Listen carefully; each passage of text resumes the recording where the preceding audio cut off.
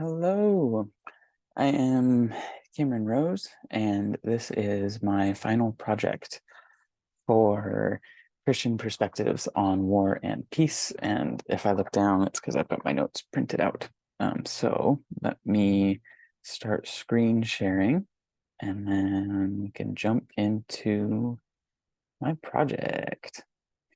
So as I'm doing this, I wanted to look at rehabilitation and reconciliation. I thought the best way of looking at this would be through the lens of US involvement in Iraq and Afghanistan. And then moving from there into a space of projecting, thinking about what we might be able to do differently during this time of war in Ukraine and just in general US policy with foreign nations and different things. So I have titled this project, Well, Now What? Because we are no longer in Iraq, we are no longer in Afghanistan. But there are certain things that I think we could be doing better. I want to take a look at some of the things we did do well, some of the things that we can maybe be doing now. So all of this started, of course, September 11th, 2001, when the World Trade Center's US soil was attacked. So the US then declared war on Afghanistan. And then not too long after, in 2003, started its invasion in Iraq. So I want to start with Iraq because it has a shorter timetable, and then I will kind of jump into more of Afghanistan and what happened there. So what initially brought the US in was this thought, this fear of threat by weapons of mass destruction. At the time, the thought was that Iraq was within a year of attaining these weapons, either through its own creation or through trade with other countries and gaining access to these weapons. The fear was then that upon acquiring weapons of mass destruction, they would be pointed at the US. So the thought was that we should invade, that we should find these weapons of mass destruction, destroy them, take them over, do whatever it would take so that they would not be used against the US. It was not too long after that we found there were no weapons of mass destruction, whether they were moved from US delay or they never existed in the first place. The cost in Iraq alone, and this war cost the US over $1 trillion. In Iraq, there were 4,500 military personnel that died, 32,000 US military casualties, and over 100,000 Iraqi civilians were casualties during this time. This was some of the damage from invasion and a system and policies that did not promote reconciliation nor rehabilitation, but instead was focused on violence and killing people. However, I do want to point to one of the good things I was able to find. So one of the good things I was able to find during this time was in 2004, there was a water reservoir project that was completed. This updated the canal and I believe the water treatment plant in Basra, Iraq. Prior to the finishing of this project, 80% of the water in that area was contaminated and unfit for consumption. So this is it's something that is still working and in place today. This is a positive when we focus on the rehabilitation and reconciliation aspects of working with another country, not just violence, but in updating infrastructure, the promotion of human well-being, and upholding of human life. There was a research study that I was able to find that talked about ACE. This is adverse childhood experiences and its connection to anxiety and depression later on. It was focused on Iraqi young adults and the spike in depression that they are facing because of adverse childhood experiences. It is no wonder that war is what contributed to this spike.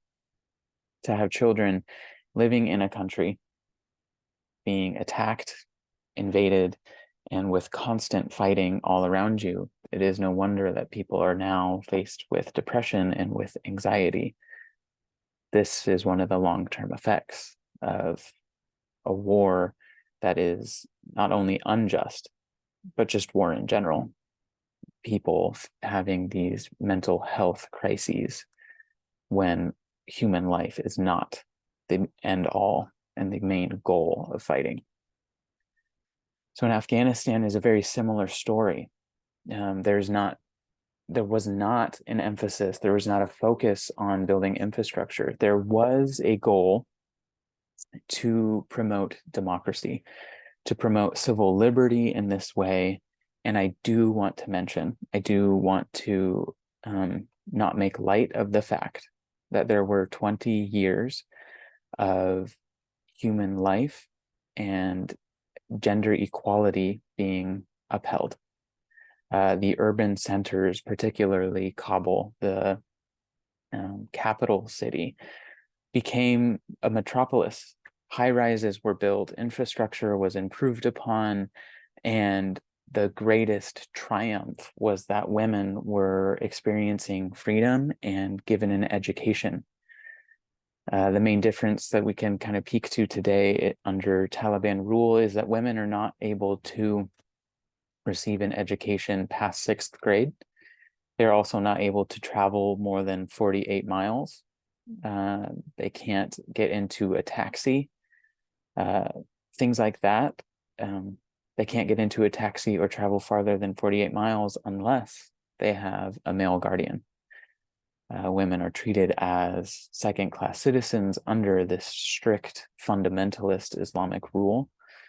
And I do want to emphasize strict fundamentalist aspects of this. That this is not Islam everywhere, but this is the form of Islam being shown in Afghanistan today. Also interesting to note that in 2003, so 18 months after the invasion of Afghanistan, one reporter notes that the country was still on the precipice. So US fighting came in and defeated the Taliban very quickly, but the country as a whole was still on the edge of falling into complete disarray. People were still displaced from their homes. They did not feel that it was safe to return back to where they lived, but they had to flee to other countries or other parts of the country because they did not feel safe being surrounded by fighting. This is not the promotion of rehabilitation. This is not the promotion of reconciliation. This was much closer to retribution, especially when it came out that interrogation tactics on behalf of the US were torture, dehumanizing.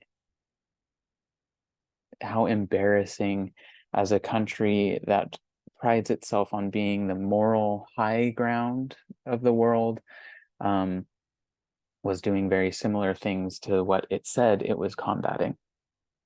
That people were devalued, that this emphasis on fighting did not create lasting peace. Instead, it dehumanized the enemy and caused strife in both Iraq and Afghanistan. We have seen videos, we have seen pictures like this background, the withdrawal of the US. And this was over the course of multiple administrations and multiple administrative policies in both countries, both Democrat and Republic, promoting fighting and violence instead of truly seeking out peace and reconciliation and rebuilding of these countries. The withdrawal of the US caused so much chaos as the Taliban swept over the country in a matter of weeks, where this democracy that experienced voter fraud and rigged voting early on became better, but was still set aside as people realized that they would rather have their life than an ideal of democracy. So we have seen the chaos and some of the damage that can happen when we do not emphasize rehabilitation, when we do not emphasize reconciliation, and we do not uphold civil liberty and human life as the greatest good. So currently, Afghanistan is nearly completely deforested. It is littered with landmines. I believe it's somewhere upwards of 10,000 landmines are still scattered across the country. Only 15% of the land is farmable. And of that 15%, only 6% of it is being used as farmland. These are the things that we could potentially change. I don't know that this is a US policy necessarily, but I do think this is something that Christians globally could think about as ways to not wage war, but to promote life. Could we go in and help with the deforestation? Could we go in and help with the farming? Could we help promote education, whether secretly or with the government there? I wonder what would be different if the US had promoted infrastructure and had promoted civil liberty above the fighting and the killing of terrorists. I do not condone terrorism under any circumstance, but I do wonder what would be different if the withdrawal would not have been as chaotic had more of the country felt the benefits of the promotion of human liberty, human life. And that leads me to, again, what could rehabilitation be now? I think it looks like Christians going in on a ground level. I think it's perhaps NATO or the United Nations coming in with seeds and farming equipment instead of military weapons. It is helping to make roads and rebuild houses and cities. It's all of these things that have, like the water canal, that promote life, that bring about real long-term change. Whereas fighting for 20 years left the nation in much of the same way as when we first arrived. So what can reconciliation be? I think Christians today in the US and globally should believe in the power of reconciliation, that all humanity falls short of the glory of God. And so all of humanity can come into the fold of God, that there is hope for all people, that killing is not the answer, but trying to forge relationships is. I think the greatest and only real way To end fighting is through the promotion of peace. It is not over one person waging war and becoming victorious and then punishing the loser, but it is through the promotion of peace. So all of this makes me think of Ukraine and the violence there. There are certain similarities between Ukraine and Russia and the US and Afghanistan, where one is a clear aggressor. I do want to make the distinction that Russia is trying to conquer, not trying to liberate under any means, but to simply demonize the government and the people of Ukraine, trying to conquer and not trying to liberate under any stretch of the means. So I wonder what could be done. I think I do enjoy the sanctions that are being imposed upon Russia by the US, by NATO, and other countries. I think that we should not escalate the fighting by implementing more people, but doing what we can to promote civil life, liberty, health, and wealth of the people of Ukraine. And someday this war will end. Someone, hopefully, it will be Russia, leaving, giving the land back to Ukraine, and for Ukraine to become a sovereign nation under its own power once again, where people are free to do as they please, that life is promoted. However, when the war is over, there is a lot of rebuilding that is going to need to be done. I think we should not place the sole burden upon Russia. I think we need to be the bigger people, bigger nations. We need to continue to give of ourselves.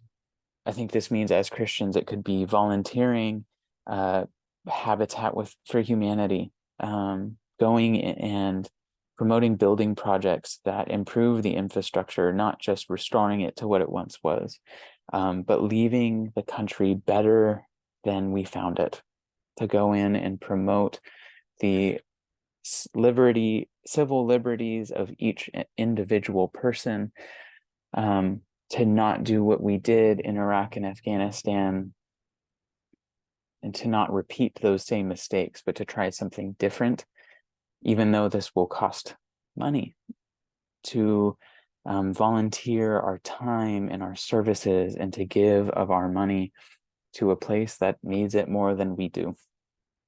I hope that we can take the moral humility that we are not the saviors of the world, but there are certainly things that we can do to help other people. And that this reconciliation and rehabilitation is not only between the nations that are fighting, but it is the nations who are watching.